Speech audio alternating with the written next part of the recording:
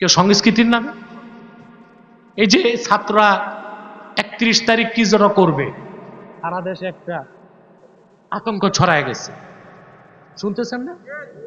31 December হবে বিপ্লব উত্তর ঘোষণাপত্র পাঠ, শুনছেন? খোদার কসম বাঙালি একটা অশ্বডিম্ব পাইবা। এটা ঘোষণা দিতে যাবে শহীদ মিনারে। কেন?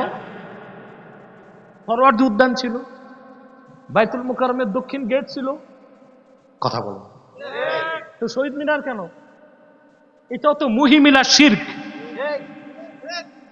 এক ধরনের শিরকি কাজ, কথা বলে না। পাথরের বেদী, ওখান থেকে বিপ্লবের ঘোষণা দেবার কি বাইতুল মুকাররমের চত্বর থেকে ঘোষণা দাও, সারা দেশের মুসলমান স্বাগত জানাবে। শুরুতেই বলছিলাম বুদ্ধিজীবীগুলো মাথা বিক্রি করে রাখছে দুই দিক। আগে ছিল রুশ ভারতের দালাল, আর এখনকার গুলো হচ্ছে মার্কিন আর পাকিস্তানের দালাল। আমরা কোন দেশের দালালি করতে চাই না। বিশ্ব মানচিত্রে বাংলাদেশ একটি স্বাধীন রাষ্ট্র হিসেবে মাথা উঁচু করে থাকতে চায়। ভারতীয় আধিপত্যবাদকেও মানব না, মার্কিন আগ্রাসনকেও মানব না। এটি তো আমাদের চাওয়া। যদি এটার ব্যত্যয় ঘটে তাহলে আগস্টের 5 তারিখের বিপ্লব ব্যর্থ হয়ে যাবে। এর জন্য আপনাদের ঐক্য দরকার। কি দরকার? আগেই বলছি, ইসলামিস্ট রাইটিস্ট সব এক হইতে হবে, এক প্ল্যাটফর্মে আসতে হবে। লেফটিস্ট আর অ্যাথিস্ট এগুলোরে, what is the principal crisis of Bangladesh? Corruption, corruption, only corruption, দুর্নীতি। প্রধানমন্ত্রীর পিউন নাকি 400 কোটি টাকা চুরি করে গেছে, শুনছেন না? প্রধানমন্ত্রী থেকে শুরু করে সিটি কর্পোরেশনের ঝাড়ুদার সব চুরি করছে। তা এখন যারা বসতেছে ওনার কি আলেম ওলামা মুহাদ্দিস মুফাসসিররা একই বিশ্ববিদ্যালয়ের মাল? কথা বলেন। আগে ওনারা সচিব হয়েছে যেই সিলেবাস পড়া, এখন যারা সচিব হচ্ছে একই সিলেবাস পড়া। এই সিলেবাসে পড়ার মাধ্যমে অন্তরে তো আল্লাহর ভয় সৃষ্টি হয় না, তো চুরি ছাড়বে কেন? বাংলাদেশে কত কোটি টাকা দুর্নীতি হয়েছে ভাই, এত লক্ষ কোটি টাকা আগের সরকার দুর্নীতি করে গেছে, চুরি করে গেছে, পাচার করে গেছে। আপনাদের প্রত্যেক নাগরিকের মাথা পিছু ঋণ হচ্ছে 1,07,000 টাকা। কত? এখন বর্তমান সরকার বলতেছে টাকাগুলো ফেরত আনবে, বলতেছে না? না ভাই, ডায়েরিতে আব্বাসের কথা ডায়েরিতে লিখে রাখেন, 1 টাকাও ফেরত আনা যাবে না। ছোট চোরেরা পাঠাইছে বড় চোরদের কাছে, ওরা কখনো ফেরত। আমাদের কলিজা ঠান্ডা হবে একটা কাজ করলে, দাগি চোরগুলো তো কাস্টডিতে আছে, কথা বলেন, আছে না? এদেরকে ধরে ধরে শরিয়া আইনে হাত কেটে দেন, চোরের শাস্তি কি? আমাদের কলিজা ঠান্ডা হয়ে যায়।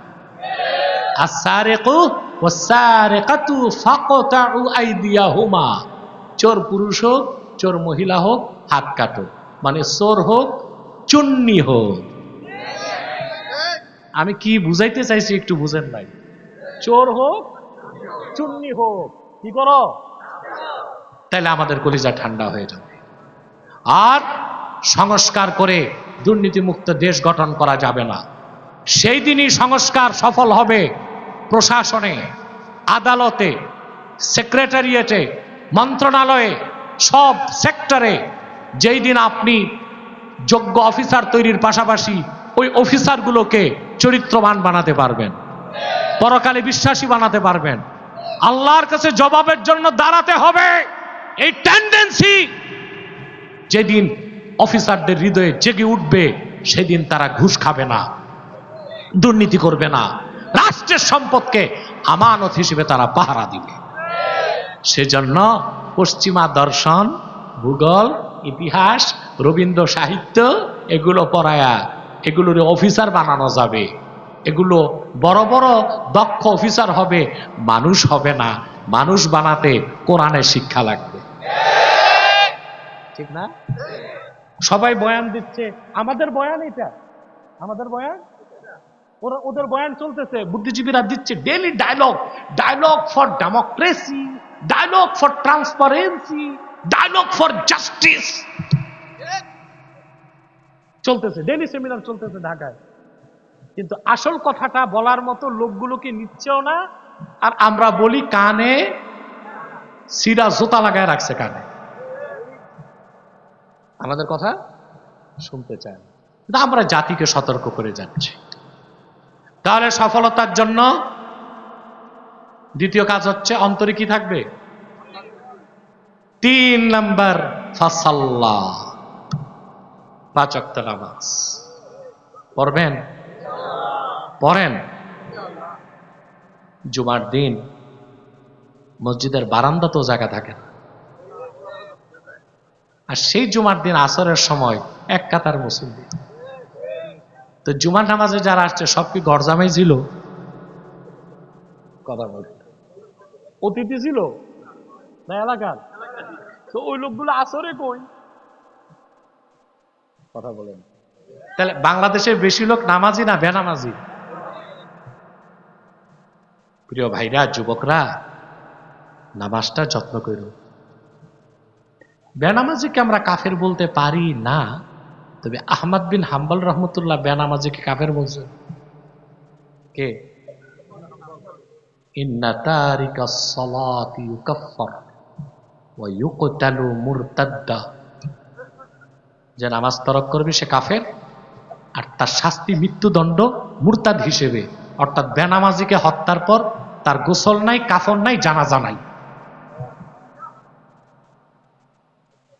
শাফি আর মালিক বলেছেন ইন্না তারিকাস সালাতি লা ইউকাফফার ওয়ালাকিন ইউকতালু হাদ্দা, বেনামাজিকে কাফের বলা যাবে না, তো মৃত্যুদণ্ড দিতে হবে হদ হিসেবে। অর্থাৎ সে মুসলিম কিন্তু মৃত্যুদণ্ড কি? হদ।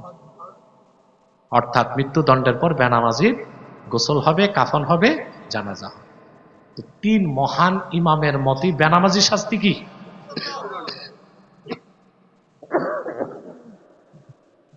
শুধু আমাদের ইমাম আজম বলেছেন না, ইন্না তারিকা, আবু হানিফা রহমতুল্লাহ, ইন্না তারিকাস সালাতি লা ইউকাফফার ওয়ালা ইউকতাল ওয়ালাকিন ইউহবাসু ওয়া ইউদরাবু হাত্তা ইউসাল্লিয়া, বেনামাজিকে অ্যারেস্ট করা হবে, কাফের বলা যাবে না, হত্যাও করা যাবে না, অ্যারেস্ট করা হবে, আর বেনামাজিকে একটু একটু পানিশমেন্ট দিতে হবে যতক্ষণ নামাজ শুরু না করে। তাহলে 3 মাযহাবেরটা বাদ দিলাম, আমাদের হানাফিরটা নিতে হবে না? মানে পাচন দিয়া না, বেদ দিয়া আস্তে আস্তে। একদিনে যদি হাড্ডি ভেঙ্গা দেন মাইরা, তো বেটা নামাজই গেল।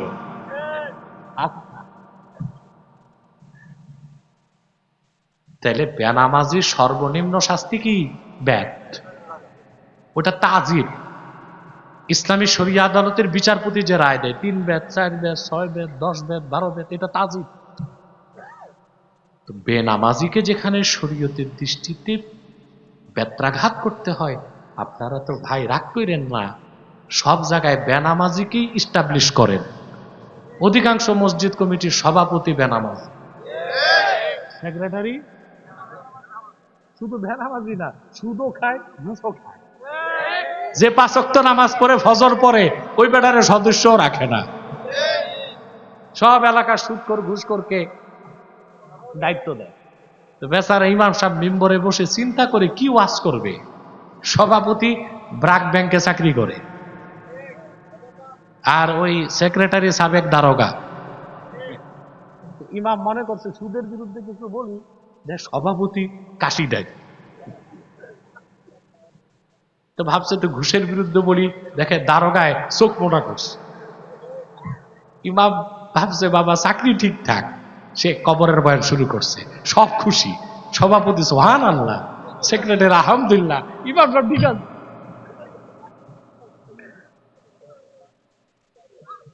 অধিকাংশ মসজিদগুলোতে এই অবস্থা, ঠিক না?